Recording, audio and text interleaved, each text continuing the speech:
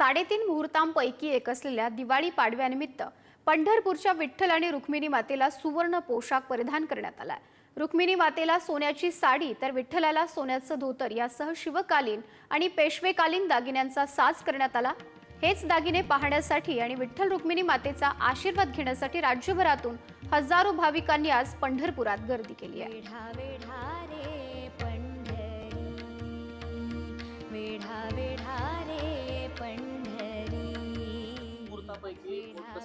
आज दिवाळी पाडवा आहे आणि आपण एकंदरीत पाहिलं तर आता विठ्ठल रुक्मिणी मंदिरामध्ये सुद्धा पाडवा सण साजरा केला जातो। आपण एकंदरीत पाहिलं तर विठ्ठलाला विविध पारंपरिक अलंकार सुद्धा परिधान करण्यात आले आहेत। सोन्याचं धोतर परिधान करण्यात आलेलं आहे, जांभळ्या रंगाचा अंगरखा परिधान करण्यात आलेला आहे, तर रुक्मिणी मातेला सोन्याची साडी अशी परिधान करण्यात आलेली आहे। हे बघितलं तर आज दिवाळी पाडवा असल्यामुळे राज्यभरातून काही भाविक हजारो संख्येचे भाविक दाखल झाले आपल्याला पाहायला मिळते।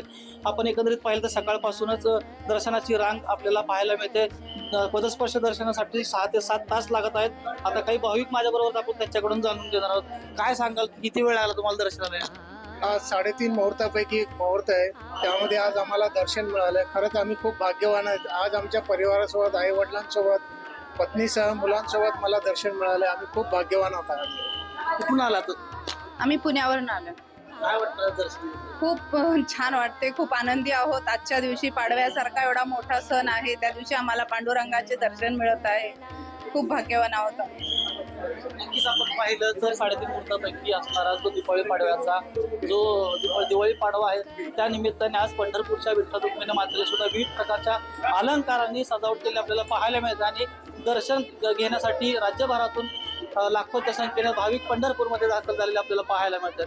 कॅमेरामन JD समी, माऊली डांगे, पुढारी न्यूज, पंढरपूर।